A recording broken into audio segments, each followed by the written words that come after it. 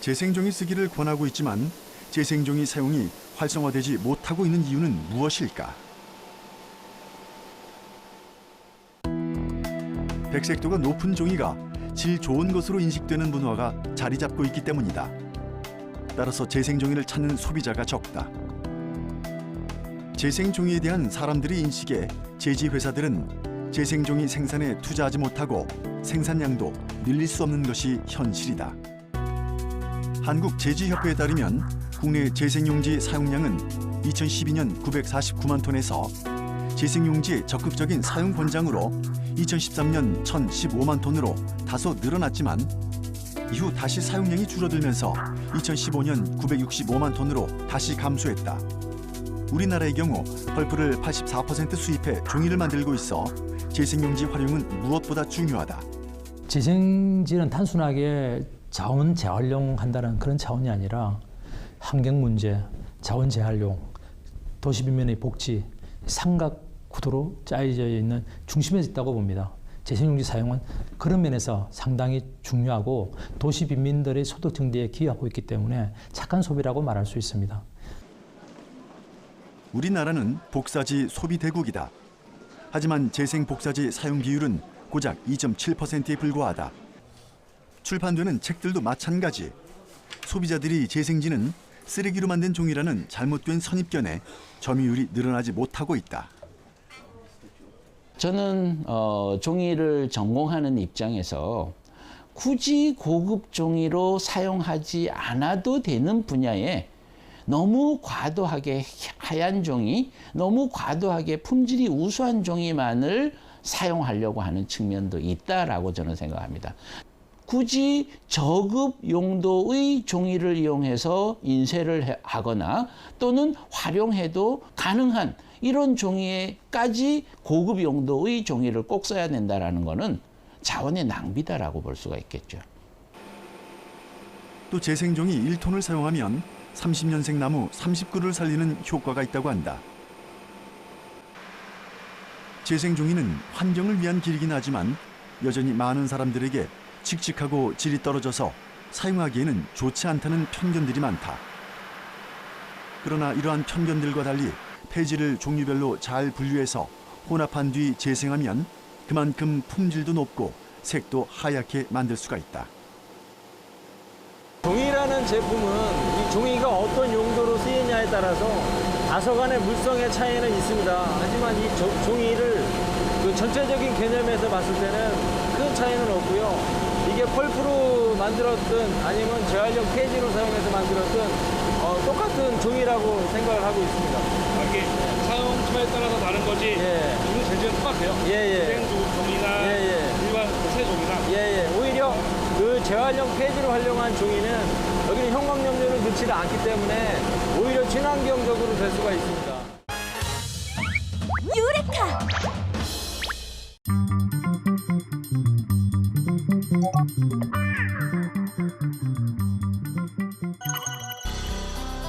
울산과학기술원은 산림청 국립산림과학원과의 공동 연구를 통해 커피에 적신 휴지를 친환경 종이 배터리, 슈퍼 커패시터로 만들어 쓸 수 있는 기술을 개발했다. 슈퍼 커패시터란 전기 에너지를 빠르게 저장하고 공급하는 대용량 배터리다. 기존의 상업화된 슈퍼커패시터는 활성탄이라고 하는 물질을 쓰는데 그 활성탄은 사탕수수 같은 그 머티리얼을 아주 그 독성이 강한 화학약품으로 처리를 합니다. 처리를 해서 그 다음에 그걸 탄화를 시켜서 활성탄이라는 것을 만들거든요. 그에 비해서 이것은 우리 일상생활에 쓰는 커피, 그 다음에 휴지, 그 다음에 더 나아가서는 커피 흘린 것을 휴지로 닦은, 그러니까 그것을 이제 쓰레기로 버려야 되는 것을 우리가 재활용을 하는 거죠. 재활용을 해서 그것을 가지고 지금 일반적인 슈퍼커패시터용 활성탄으로 쓰이는 것을 대체해보고자 하는 거죠. 그래서 대체할 수 있는 친환경적인 소재를 개발했다라고 보시면 되겠습니다. 이 소재는. 이 기술로 일상생활에서 흔히 사용하거나 버려지는 휴지도 재활용할 수 있게 될 전망이다. 자, 요게 이제 소위 우리가 먹는 커피고요. 이 커피를 가지고 우리가 여러 가지 뭐 아메리카노도 만들 수 있고 에스프레소도 만들 수 있는데 저희는 이제 에스프레소에 주목을 했어요. 그래서 배터리 구성 성분이 크게 배터리 안에 들어가는 4가지 성분이 있습니다. 양극이라는 게 있고 음극이라는 게 있고 분리막이라고 있고 전해액이 있는데 저희는 이 중에 전해액을 빼고 양극과 음극, 분리막을 다 종이로 만들어 보려고 그랬어요. 근데 이 양극과 음극에는 전기화학 반응을 일으키게 하는 활물질이라고 하는 이 파우더 형태의 물질이 필요해요. 근데 이 파우더 형태의 물질을 저희는 방금 보여드린 이렇게 커피 묻은 종이를 이용해서 이 안에 있는 활물질을 만들어 보려고 했던 거죠. 커피 속에 있는 알칼리 금속 이온을 활성화 촉매로 사용하는 방식으로 새로운 활성탄소를 생성하고 커피에 적신 휴지를 가열해 친환경 종이 배터리를 만들어냈다. 종이를 이용한 활성탄소 제조 기술은 기존 유해 화학물질을 친환경 물질로 대체하고 제조 공정의 단순화로 경제성을 확보했다는 점에서 의미가 있다. 슈퍼컵페이스터는 양극과 음극 구분이 없기 때문에 이렇게 한 장을 만들게 되면 이걸 가지고 양극으로 쓸 수 있고 또 하나 만들게 되면 그게 또 음극이 되는 겁니다. 그러면은 요거를 2장을 만들게 되는 거죠. 2장을 만들면 하나는 양극으로 쓰고 또 다른 까만 종이는 음극으로 쓰면 돼요. 가볍고 접을 수 있는 종이 배터리. 기존 전지의 구조적 한계를 극복할 수 있는 새로운 방향을 제시했다고 연구진은 평가했다. 유레카!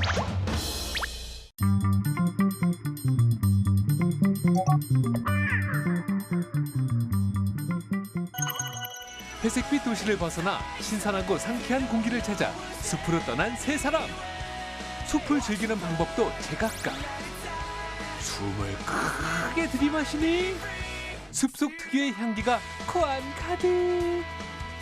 보는 것만으로도 프레쉬함이 느껴지는군요.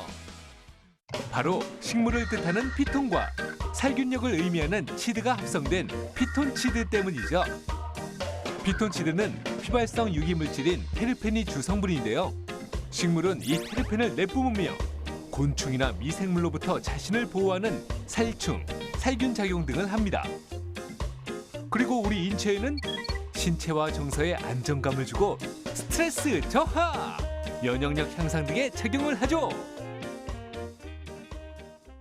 피톤치드를 보다 효과적으로 흡수하는 첫 번째 방법, 뜨든! 아침보다는 정오 무렵에 숲을 찾는 것이 좋습니다. 피톤치드는 기온이 높을수록 많이 발생하기 때문에 하루 중 기온이 가장 높은 정오가 피톤치드 골드타임이죠. 계절로는 당연히 기온이 높은 여름이 좋습니다. 식물은 겨울보다 여름에 무려 5배에서 10배 정도 많은 피톤치드를 내뿜는다고 해요. 유레카!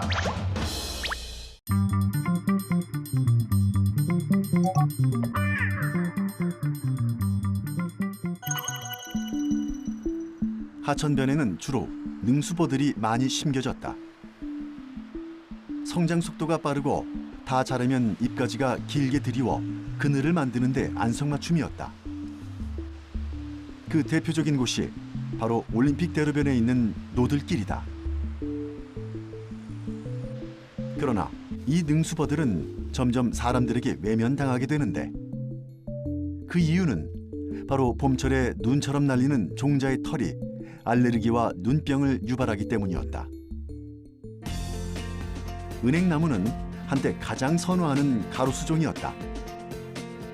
가을이면 노랗게 물드는 은행잎은 도시에 낭만을 가져올 뿐만 아니라 나무 자체도 공해에 강하고 병충해 걱정이 없어 가로수종으로도 안성맞춤이었다.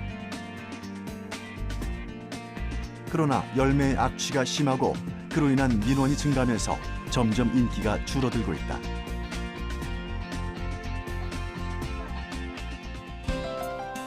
흩날리는 꽃잎이 아름다운 벚나무 종류는 우리나라에서 가장 많이 식재될 만큼 인기 있는 수종이다. 다른 꽃들이 길어야 2주 정도 꽃을 피우는 것에 반해 꽃 피는 기간이 100여일로 길어서 백일홍이라고 부르는 배롱나무. 여름 꽃길 가로수로 최근 인기를 얻고 있다. 5월에서 6월에 피는 흰 꽃들이 바바를 닮았다고 해서 이팝이란 이름이 붙은 이 나무는 공해와 병충해에 강하고 그늘 폭도 깊어 최근 도시의 가로수로 각광받고 있다. 요즘엔 주민들의 요청으로 나무를 식재하는 경우도 많다고 한다. 즉 우리가 환경에 조금만 관심을 가지면 내가 보고 싶은 나무를 도심에서 만날 수 있는 것이다. 그렇다면 요즘은 어떤 나무가 가로수로 각광받고 있을까? 2016년 새롭게 조성된 가로수길에는 꽃 피는 나무의 식재 비중이 지속적으로 증가하는 것으로 드러났다. 특히 우리나라의 꽃, 무궁화 나무의 식재 비율이 두드러졌는데 약 13%를 차지했다. 그 뒤를 잇는 것은 왕벚나무로 약 11%를 차지했다. 이팝나무와 느티나무, 그리고 은행나무의 신규 식재 비율은 약 8%, 약 5%, 그리고 약 2%로 각각 기록됐다. 유레카!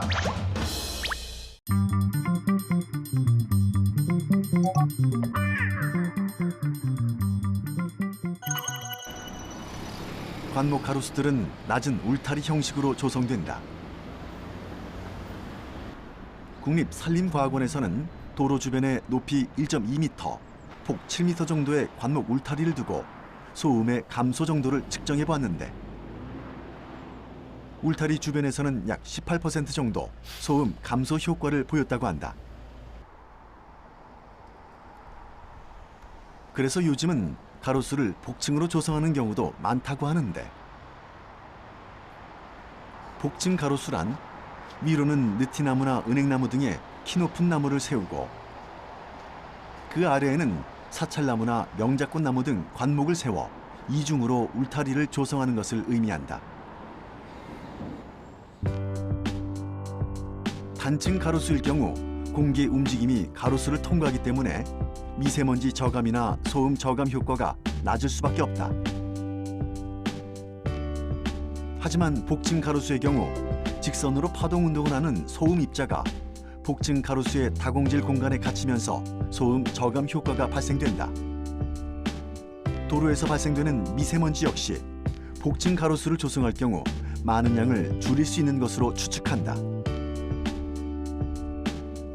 한 줄 가로수만으로는 가로수의 역할을 제대로 못 해내고 또 가로수 있는 공간하고 그 옆에 있는 공간에 있는 그 사이 공간에는 지금은 이제 간목층을 조성하는데 예전에는 그 공간에는 콘크리트 공간이었습니다. 근데 그 어떻게 보면 그 공간의 활용도가 낮은데 그런 공간에 간목층을 둔다라면은 단층보다는 복층일 때 밑에 있는 지열도 어느 정도 잡아줄 수 있고 또 하나는 미세먼지 흡착, 미세먼지 저감이랄지 이런 부분에서 다양한 기능을 할 수가 있겠습니다. 그래서 가로수를 한 줄 가로수, 단목 가로수, 또 단층 가로수보다는 두 줄, 복층, 또 생육 기반을 강화하는 그러한 가로수 전략이 필요하다고 보입니다. 유레카!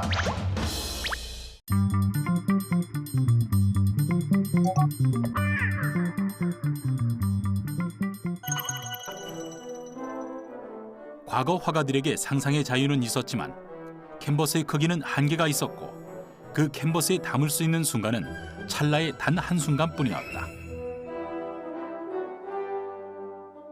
네, 저희 전시 공간 같은 경우에 총 한 600평에 이르는 굉장히 넓은 공간을 구성하고 있고요. 이 공간에 한 이 정도 규모의 미디어아트를 저희가 구현해내는 데 있어서 한 60대, 70대에 이르는 그런 많은 프로젝터를 사용하고 있습니다. 거의 360도 전체에 걸쳐서 저희 영상을 투사하고 있죠. 그렇기 때문에 굉장히 많은 프로젝션이 이 기술이 이 공간 안에 여러 가지 형태로 활용되고 있다는 것을 보실 수가 있겠습니다. 이렇게 미디어 아트를 통해 재해석된 작품들은 공간과 시간의 제약을 무너뜨렸다.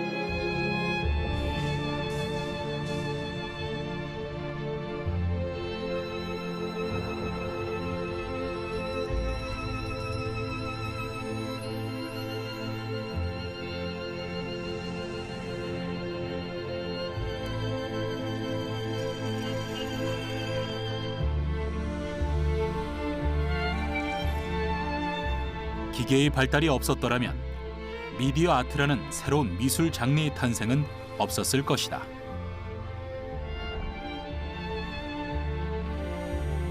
기계 세대는 예술과 기계를 분리해서 사고하지 않으며 기계와 예술을 더욱 적극적으로 즐긴다.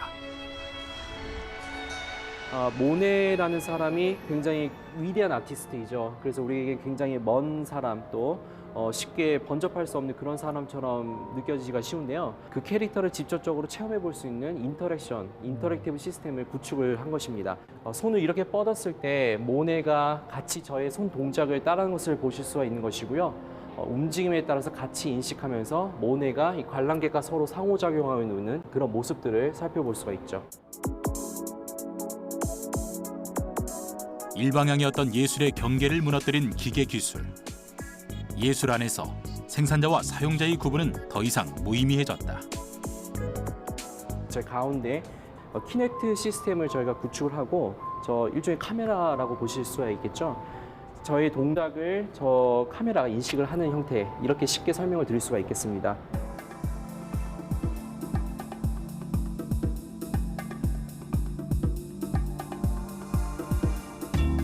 예술적 상상력만 있다면 누구나 예술가가 될 수 있다.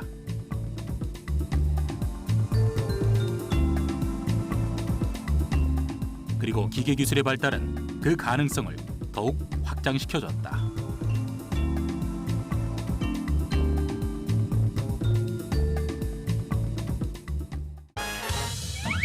유레카!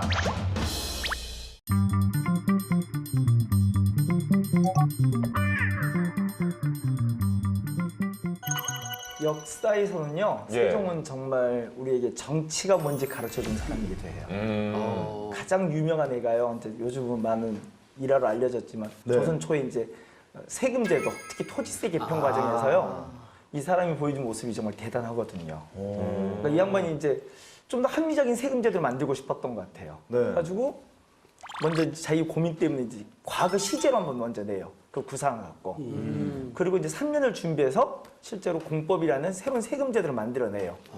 근데 가장 재밌는 건 바로 시행하지 않아요. 왜죠? 왜요? 백성들의 여론이 중요하다 생각해서. 여론조사를? 네. 우리 역사상 최초의 여론조사를 해요. 지금 국민 투표하는 것처럼. 그럼요. 17만 2천 명 넘는 국민들이 직접 가부를 다 물어봐요. 그러니까 고려 때부터 세종적이 12년까지 이어온 토지제도가 있었다. 관리가 직접 논밭을 돌며 수확량을 확인해 세금을 책정하는 방식. 이 제도는 관리의 주관적 의견이 개입돼 비리가 속출했고 결국 백성의 부담만 늘어나게 되었다.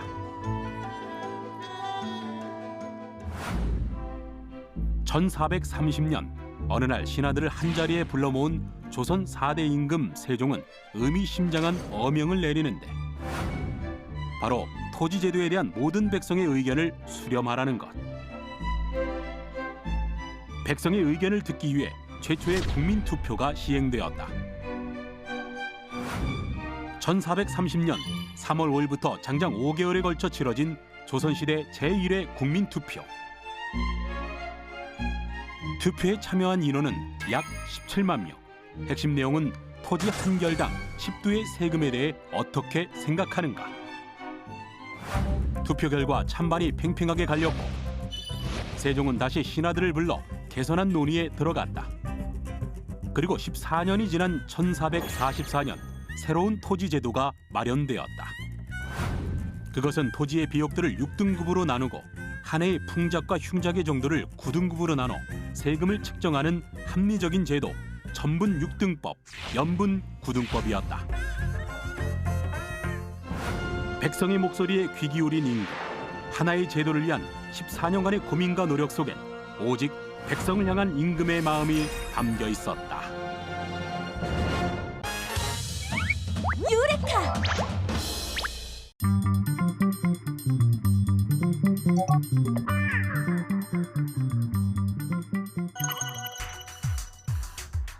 감염을 통해 발생한 질병에 걸리면 통상적으로 항생제를 먹게 된다. 문제는 지나치게 항생제를 복용할 경우 인체는 면역력을 항생제에 의존하게 되고 결국 면역 체계가 무너지게 된다. 이때 병을 유발하는 세균이나 바이러스가 침투하면 염증 반응을 비롯한 치명적인 증상을 일으킬 수도 있다. 원인을 알 수 없는 피부 질환, 천식 등의 호흡기 질환 등 과거에는 없었던 신종 질병들. 이런 현상의 원인을 설명하는 이론 중에는 위생 가설이란 것이 있다. 과도한 청결로 인해 사라진 균이 오히려 건강에 비극을 가져올 수 있다는 이론인데,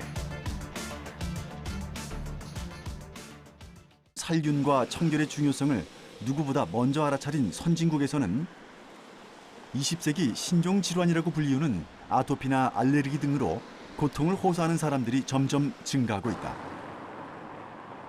이런 아이러니를 설명하기 위해 등장한 것이 바로 위생 가설인 것이다. 깨끗하고 위생적인 환경이 오히려 면역 체계의 정상적인 발달을 막는다는 가설. 그래서 사람들이 알레르기나 아토피에 취약하게 되고 세균 감염의 위험을 높인다는 것은 사실 처음에는 쉽게 받아들이기 힘든 가설이었다. 악성 세균, 악성 바이러스, 악성 곰팡이는 제거해야 되죠. 그런데 어느 정도는 우리가 함께 살아가는 자세가 필요합니다. 예를 들어서 우리 몸속에도 대략 성인 같은 경우에는 한 1.5kg 정도의 대장균을 가지고 있어요. 그 대장균이 장내 건강을 유지하는데 아주 결정적으로 중요한 역할을 합니다. 그러니까 모든 세균, 모든 바이러스가 나쁜 게 아니라는 거죠. 그래서 우리의 위생을 깨끗하게 해야 된다는 인식은 굉장히 중요하지만은 그게 너무 지나쳐가지고 주변에 하여튼 박테리아, 곰팡이, 바이러스를 전부를 없애야 되겠다는 강박관념은 비현실적이고 우리 건강에도 도움이 되지 않습니다. 그러니까 적절한 수준의 위생 개념이 필요한 거죠. 유레카!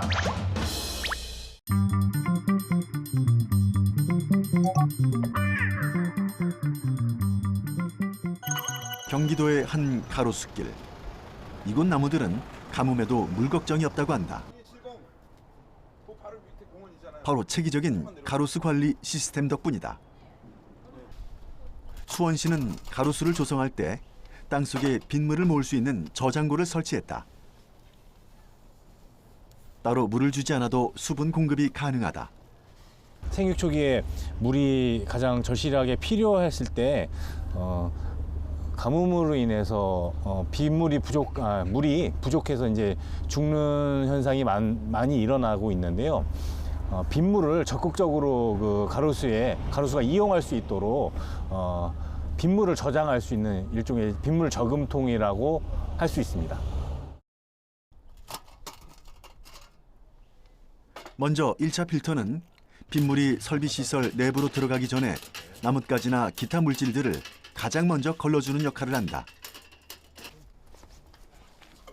그리고 2차 필터로 모래나 먼지 같은 미세한 물질들도 걸러낸다.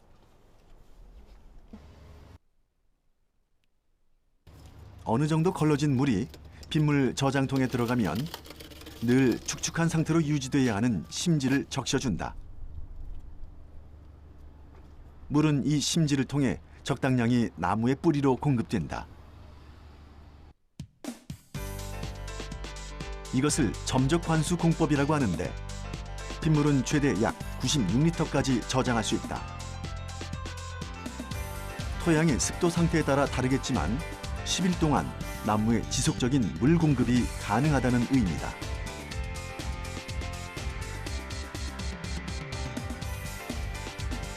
이 점적 환수 시스템은 도로의 경계석으로도 확장시켜 복층 구조의 가로수에도 적용할 수 있다고 한다. 그렇다면 그 효과는 어떨까? 종전에는 가뭄 때문에 신규 식재한, 새로 심은 나무들이 죽을 확률이 상당히 높았는데 이 시설을 설치함으로 인해서 고사율이 현저하게 낮아졌다는 점이 가장 큰 장점이고요. 그 다음에 수분을 어느 정도 일정 부분 공급을 해주니까 가로수의 뿌리가 지상으로 올라오지 않고, 그럼으로 인해서 보도블록이나 경계석이 같이 들려 올려지지 않아서 걸어 다니시는 시민분들, 자전거 타시는 분들까지 안전사고의 위험이 좀 낮아졌다는 게 그 다음 장점으로 말씀드릴 수 있을 것 같습니다.